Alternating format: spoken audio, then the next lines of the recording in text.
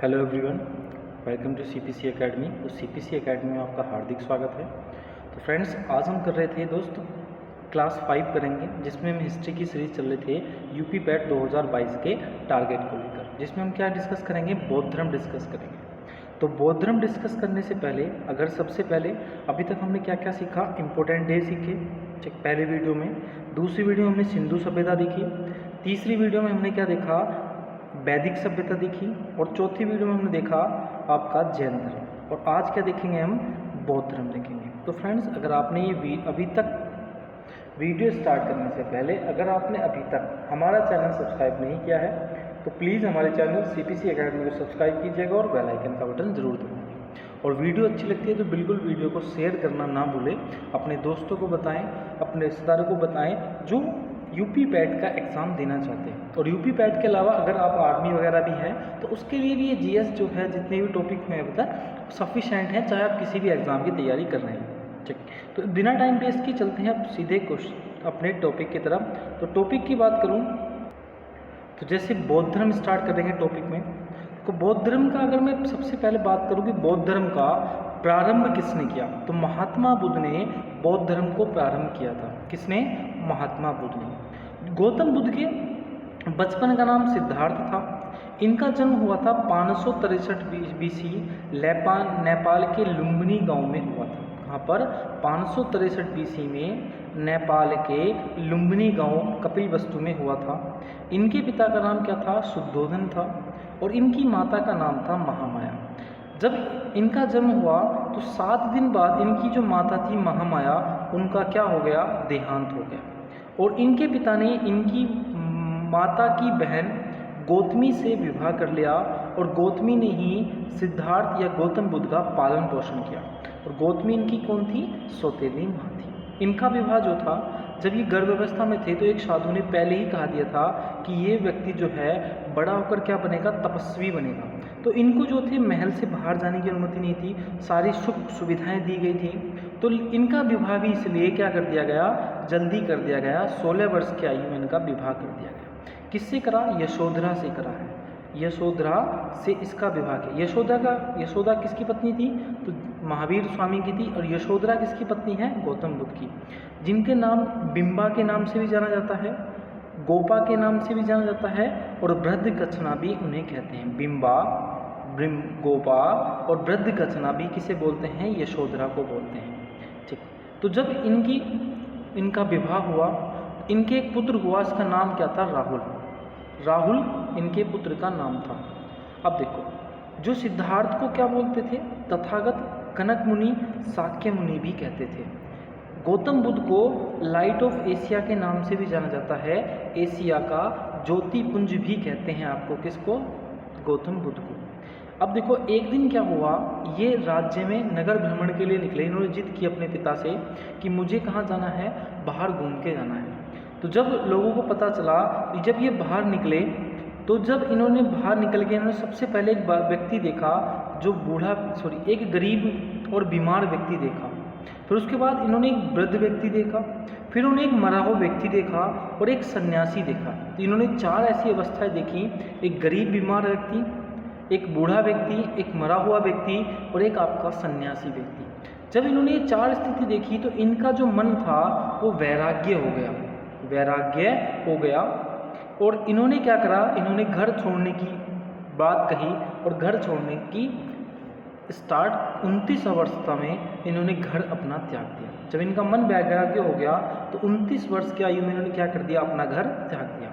बौद्ध धर्म में गृह त्याग की घटना को क्या बोला जाता है? महानिष्क्रमण कहते हैं। बौद्ध धर्म की गृह त्याग की घटना को क्या बोलते हैं? महाविनिष्क्रमण कहते हैं। वेरी मोस्ट इम्पोर्टेंट है। अब देखो, जब इन्होंने गृह त्याग दिया तो इन्होंने अलार कलाम से किसकी दर्शन ली? सांख्य दर्शन की क्या ली? शिक्षा ली। और रुद्र कमान से वैशाली में शिक्षा ली थी। और रुद्र कमान से इन्होंने योग दर्शन की शिक्षा ली थी। और कहाँ ली थी? राजगृह में। अगर आपसे पूछा जाए कि गौतम बुद्ध जो हैं वो सांख्य दर्शन को ज़्यादा मानते थे या रुद्र कलाम को सबसे ज़्यादा मानते थे, तो जब भी आप गौतम बुद्ध की मूर्ति देखो तो योग की स्थिति में है, तो किसको सबसे ज़्यादा मानते थे? रुद्र कलाम को सबसे ज़्यादा मानते थे गौतम बुद्ध। ठीक, उसके बाद देखो हुआ क्या। महात्मा बुद्ध ने ये शिक्षा लेने के बाद महात्मा बुद्ध अपने कुछ मित्रों के साथ सारनाथ पहुँचे। कुछ क्या, 5 मित्रों के साथ ये पहुँच गए सारनाथ, और इन्होंने 6 वर्षों तक क्या करी है, कठोर तपस्या करी। और वहाँ पर इन्होंने क्या, लेकिन इन्होंने वहाँ पर ज्ञान की प्राप्ति नहीं हुई, और इन्हें जो थी एक महिला मिली और उसने कहा कि देखो, उन्होंने एक बात कही कि वीणा को इतना ना खींचो कि वीणा टूट जाए, और वीणा को इतना भी ना दबाओ, कम ना दबाओ कि वीणा बचे नहीं। तो उस स्त्री की बात सुनकर इन्होंने सारनाथ छोड़ दिया और ये पहुँच गए गया। गया में इन्होंने निरंजना नदी, मतलब जिसे बोलते हैं फाल्गु नदी के तट के पास पीपल के वृक्ष के नीचे बैसाख पूर्णिमा के दिन इन्हें क्या हुई, ज्ञान की प्राप्ति हुई। कहाँ पर हुई, निरंजना नदी के किनारे गया में पीपल वृक्ष के नीचे। ज्ञान प्राप्ति के बाद जो वृक्ष था, उस वृक्ष को कहा गया महाबोधि वृक्ष। क्या बोला गया, महाबोधि वृक्ष। और जो स्थान था गया, उसे क्या कहा गया, बोध गया कहा गया। क्या बोला गया, बोध गया कहा गया। देखो, ज्ञान प्राप्ति के बाद उन्हें जो पहले बुद्ध थे, अब उन्हें क्या उपाधि दे दी, महात्मा बुद्ध की उपाधि दे दी, या महात्मा कहा गया।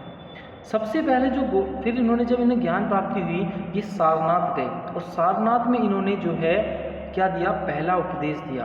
और पहला उपदेश जो दिया इन्होंने, वो किस भाषा में दिया था, पाली भाषा में दिया था। या गौतम बुद्ध के जो सारे उपदेश हैं, अधिकतर 99.9% जो उपदेश हैं वो किस भाषा में हैं, तो वो हैं आपके पाली भाषा में।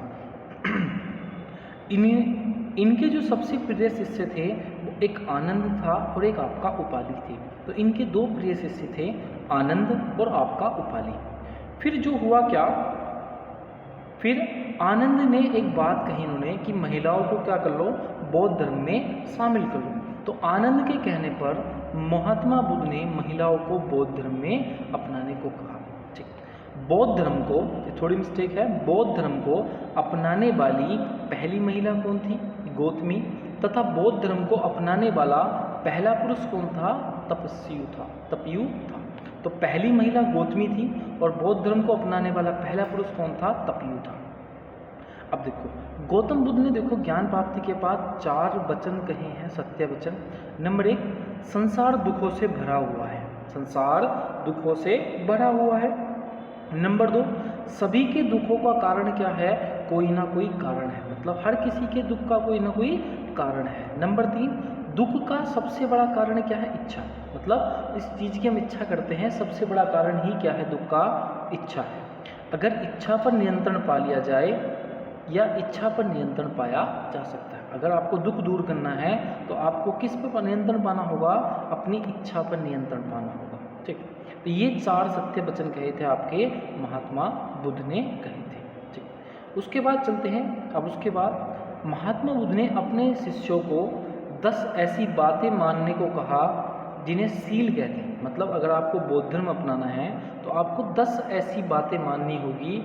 और महात्मा बुद्ध ने कहा, इन 10 बातों को क्या कहा उन्होंने, कि सील है। नंबर 1, अहिंसा, आप किसी से युद्ध नहीं करोगे, आप चोरी नहीं करोगे, आप अल्कोहल नहीं करोगे, आप किसी आरामदायक बिस्तर पर नहीं सोगे, आप रुपए को इकट्ठा नहीं करोगे, स्त्रियों से दूर रहोगे, डांस नृत्य गान से दूर रहोगे, आप हमेशा सत्य बोलोगे, आप किसी प्रकार की संपत्ति में नहीं रखोगे, और आप गलत समय पर क्या नहीं करोगे, भोजन नहीं करोगे। तो इन 10 बातों को मानना होगा। और ये 10 बात ही क्या कहलाई, आपकी सील कहलाई। क्या कहलाई, सील कहलाई। ठीक, उसके बाद मगध के राजा बिंबिसार ने बुद्ध के निवास के लिए बेलवन नामक विहार बनवाया था। मतलब बुद्ध के निवास के लिए, कि बुद्ध को रहने लायक एक कौन सा विहार बनवाया, बेलवन विहार बनवाया।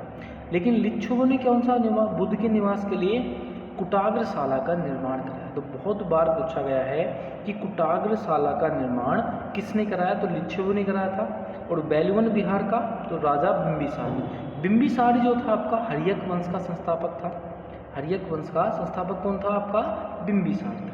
देखो, महात्मा बुद्ध ने 3 रत्न दिए हैं। नंबर 1, अनेश्वरवाद, मतलब ईश्वर का कोई अस्तित्व नहीं था। मतलब महात्मा बुद्ध जो थे वो ईश्वर पे बिलीव नहीं करते थे। मतलब अनेश्वरवाद कि ईश्वर का कोई अस्तित्व नहीं। नंबर 2, दर्शन दिया शून्यवाद, मतलब कोई भी व्यक्ति जो है वो सर्वोपरि नहीं है, या कोई भी जो चीज़ है वो सर्वोपरि नहीं है, ना ही सर्वशक्तिमान है, ना ही सर्वशक्तिमान है। ठीक।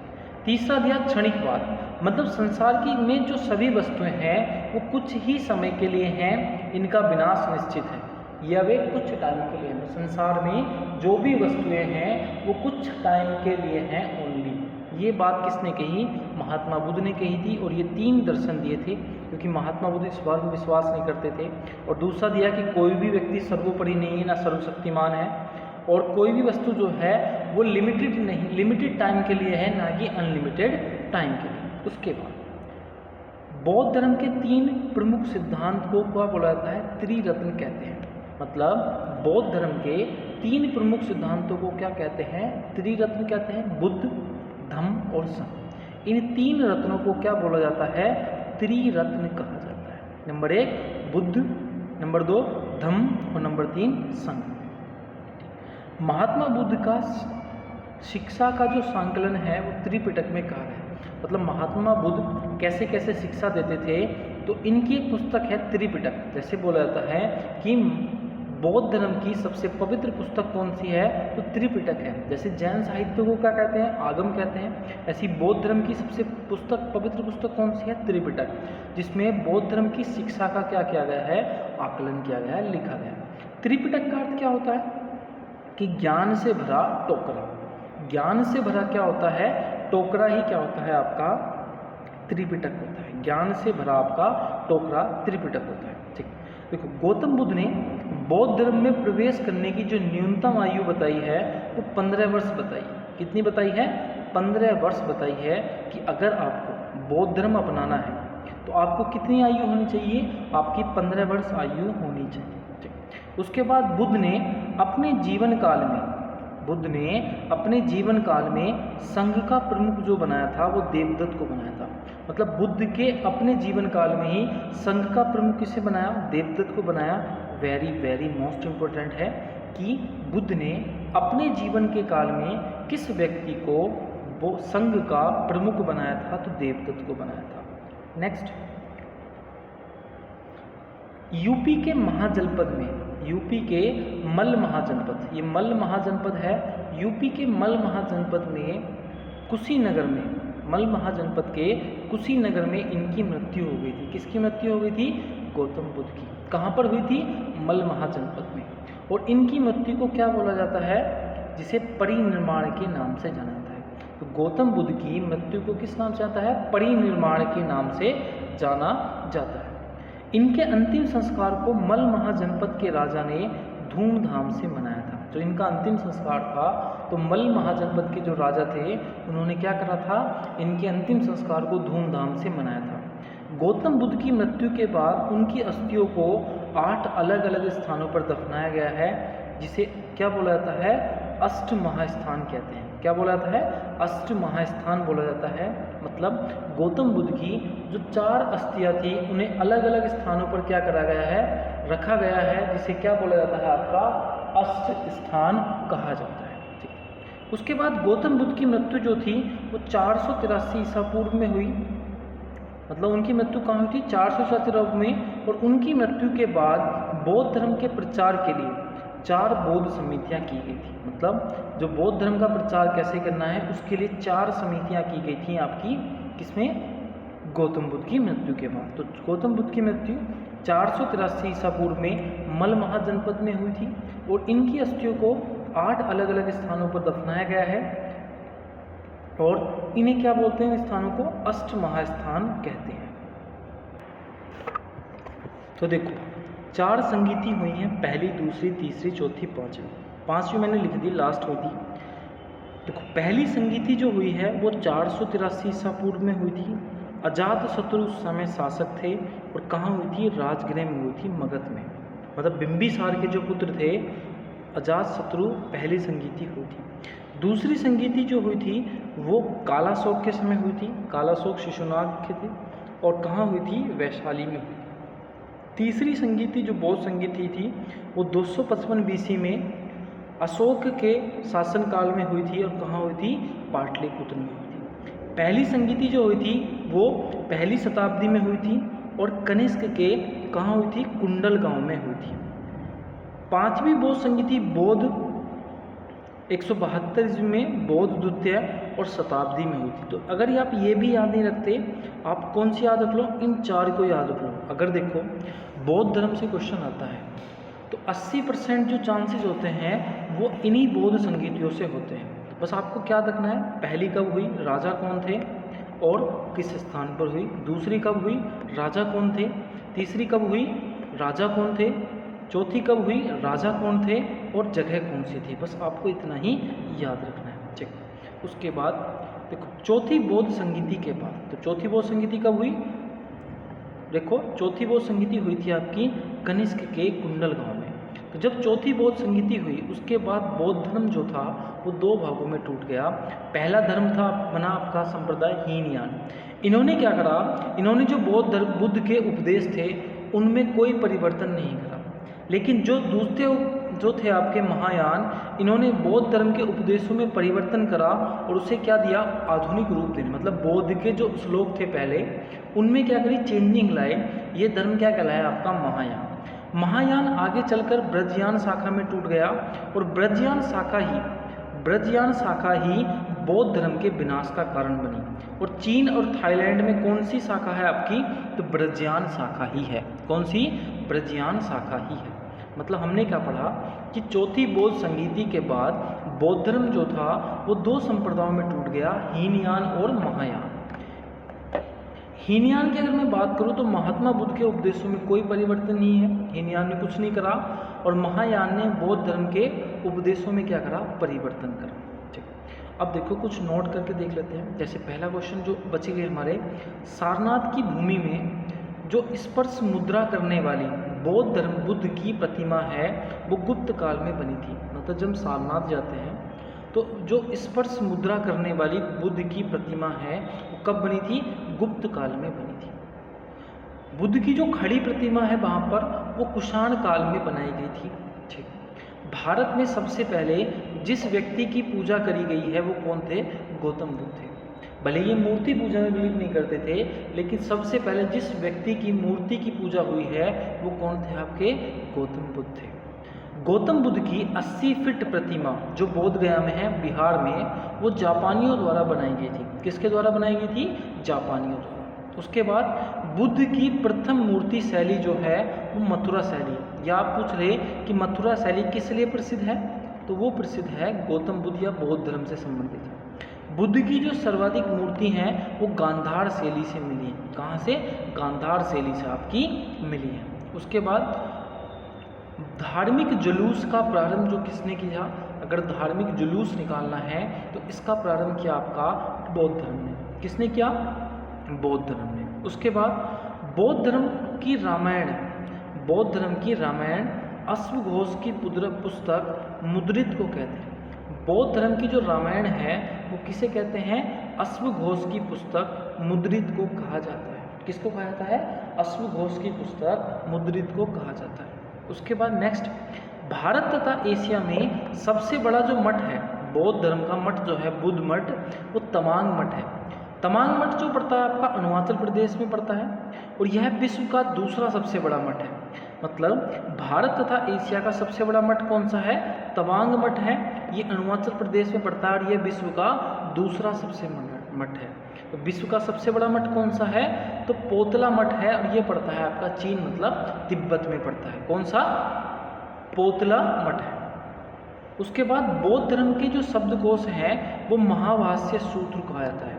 बौद्ध धर्म की डिक्शनरी को क्या बोलते हैं? महाभाष्य सूत्र कहते हैं बौद्ध धर्म की डिक्शनरी को। क्या?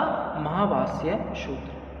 ठीक। उसके बाद अगर मैं बात करूं आपसे कि अशोक ने बौद्ध धर्म के प्रचार